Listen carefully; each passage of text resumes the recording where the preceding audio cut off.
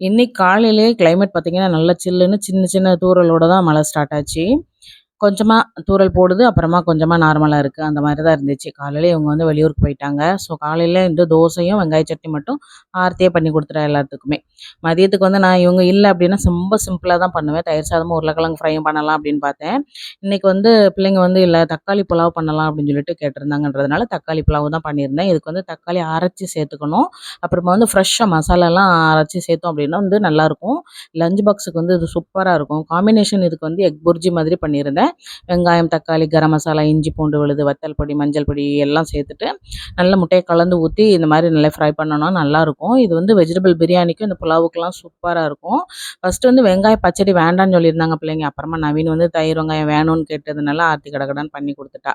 இன்னைக்கு வந்து பொழுது வந்து இப்படி தான் போச்சு. இப்ப அவங்க இல்லன்றதுனால சிம்பிளா பண்ணி முடிச்சுக்கிட்டோம். ஈவினிங் போல ஒரு சின்ன கேக் வாங்கி எல்லாருமே சாப்பிட்டாச்சு.